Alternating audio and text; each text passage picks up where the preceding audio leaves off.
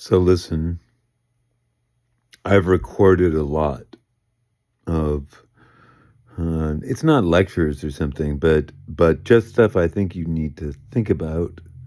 But it's not clear that you need to think about it the way I would have you think about it. I'm not someone who normally would intrude in your thought process and say, "Hey, no, you should," there's too much of that already. People telling other people how to think without having any idea how they're already thinking. Because, and that's not necessary. That's not because of personal, God, I'm sorry, it's a lot of pain. It's not because of personal flaws, but it's also not because of flaws as a people. Um, some things are inherent to the human condition, but need never have presented themselves in this sort of infinitely problematized form, uh, because freedom isn't new. There's nothing new about freedom, and there's nothing non indigenous about freedom. And in fact, Ben Franklin knew, just like I know, that, we call, and then I like this, by the way, because it doesn't say, um, that you spontaneously appeared in a place, but it says first peoples, like the first people there. I don't know. Maybe that's not the right way to think about that phrase, but whatever.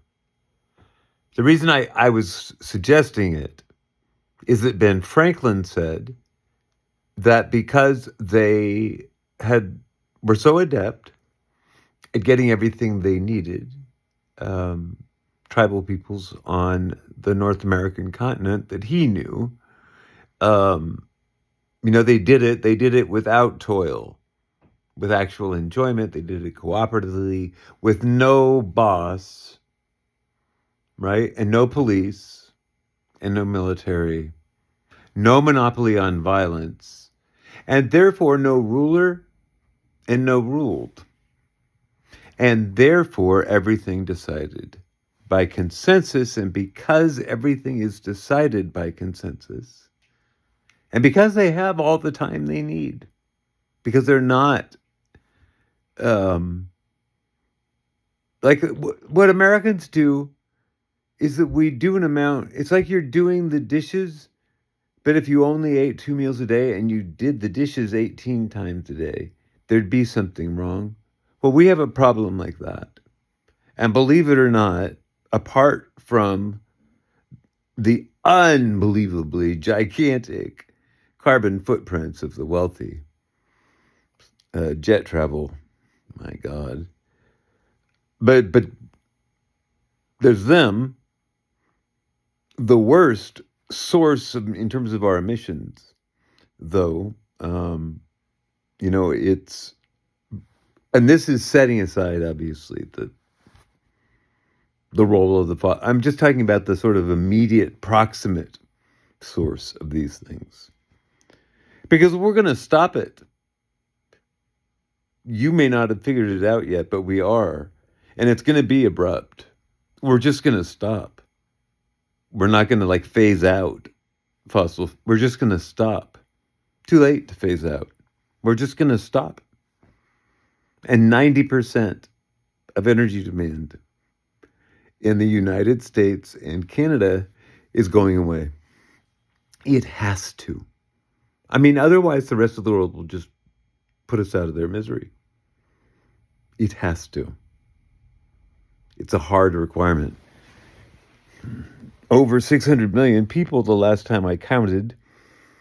Last time anyone counted. I don't do the counting, but I do keep my eyes on it. The last time I recall was what? Over 600 million people. Round half the population of the African continent. No electricity at all.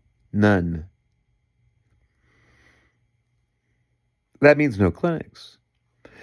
No schools with even lights or a capacity to keep students in areas that get cold in the winter warm or get now Really, so hot it's unsafe, and then you need to be able to get cool. But we don't think about such things at all. And really, in the climate world, and I need all of you who are in it to hear me, because I can prove all this. What I'm telling you is not something that only I know.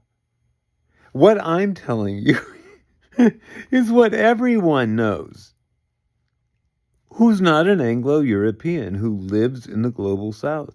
Everybody knows. And they're watching you. You don't really seem to me to get that either. That, when I'm telling you, hey, you can't, I was telling the wealthy this. Anyhow, never mind. But if I'm telling the wealthy, you may not export mass infanticide to East Africa to propel yourselves around in your jets and your limousines. And that's exactly what you're doing. I prove it. And I've done that.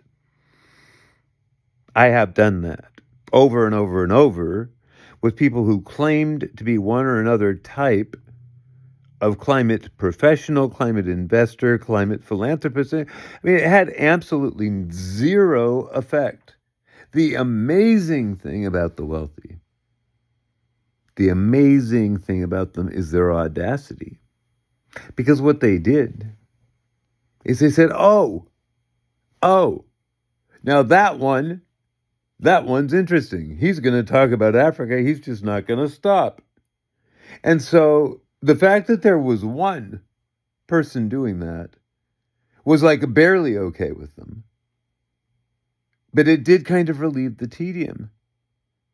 Because when you're the ones controlling the conversation and limiting it to greenwashing,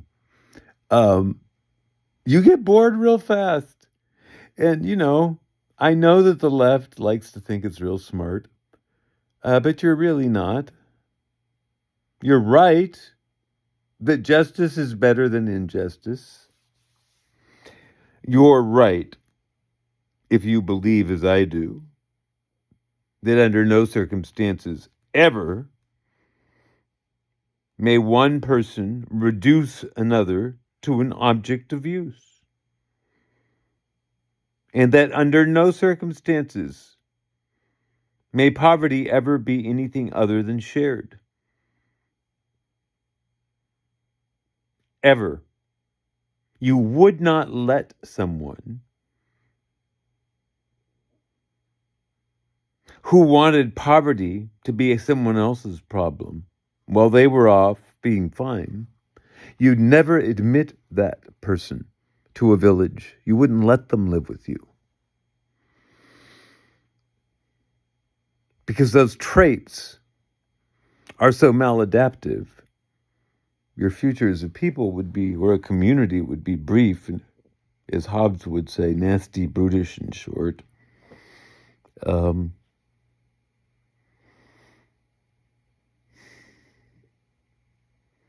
It's very hard for me now. There's trauma in this. Do you know that? I never liked talking about it. I absolutely will not be the means by which Africa becomes a victim in anyone's imagination.